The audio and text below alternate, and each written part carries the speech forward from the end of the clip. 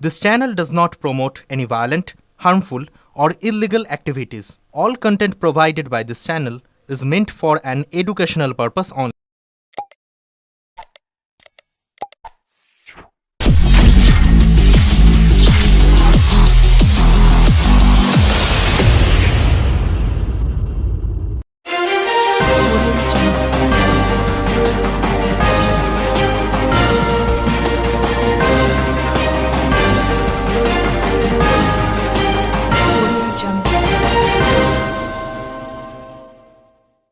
অসময়ে তন্তবায় সম্প্রদায়ের বিশ্বকর্মা পুজো দেখতে এলেন হুগলির সাংসদ রচনা বন্দ্যোপাধ্যায়। সঙ্গে ছিলেন রাজ্যের মন্ত্রী বেচারাম মান্না। হুগলি জেলার চণ্ডীতলা ব্লকের বেগমপুরে পৌষ মাসের শুক্লা নবমীতে এই বিশ্বকর্মা পুজো হয়। পুজোর সময় শাড়ি তৈরিতে ব্যস্ততা থাকার কারণে তন্তবায় সম্প্রদায়ের মানুষজন এই পৌষ মাসে এই পুজোর প্রচলন করেছিলেন। এই অকাল বিশ্বকর্মা পুজোকে কেন্দ্র করে এলাকা জুড়ে উৎসবের মেজাজ। বেশ কয়েকটি পুজো মণ্ডপ ঘুরে দেখার পাশাপাশি তাঁতিদের সাথেও কথাবার্তা বলেন সাংসদ। একটা শাড়ি বুনতে কতক্ষণ সময় লাগে, এরপর সমবায় একের পর এক তাঁতের শাড়ি দেখেন তিনি। তাঁতিদের হাতে বোনা সুন্দর সুন্দর শাড়িতে অভিভূত হন রচনা। সাংসদকে তাঁতিরা নিজেদের হাতে বোনা শাড়িও উপহার দেন। রচনা বন্দ্যোপাধ্যায় বলেন, নতুন নতুন ডিজাইনে খুব সুন্দর সুন্দর শাড়ি তৈরি হচ্ছে এখানে, দেখে খুব ভালো লাগলো। কালার কম্বিনেশন খুব ভালো। আমি চাই বেগমপুরের তাঁত শিল্প খুব তাড়াতাড়ি জিআই অনুমোদন পেয়ে যাক। ব্যুরো রিপোর্ট, আমার কলকাতা নিউজ।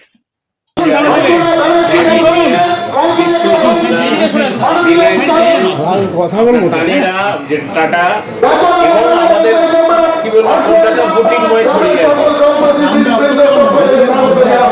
এবং আমাদের জিআই পাওয়ার একদম বুটিং হয়ে আছে। হ্যাঁ, এখানে শাড়িটা নিয়ে আসবো। জিআই কি আবেদন করেছেন নাকি? হ্যাঁ, জিআই আবেদন করার পরে এখন রেজিস্ট্রেশনটা পাওয়ার মুখে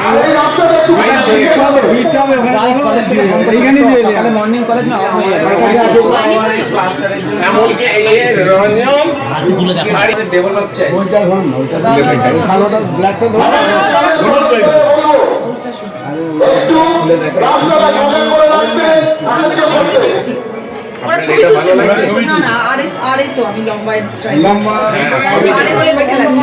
ওই শাড়িটা নিয়ে আসতে বলো।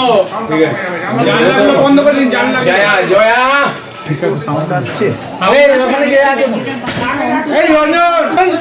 ওই শাড়িটা নিয়ে আসতে বলো। বেরোতে পারবো না তখন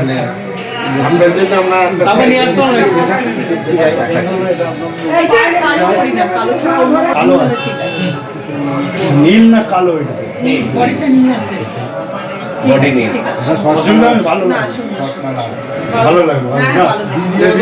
দাদা একটু সাইড হয়ে, হ্যাঁ ছবিটা আসবে আপনার। আমরা অসুবিধা নেই, এখান থেকে কথা বলুন।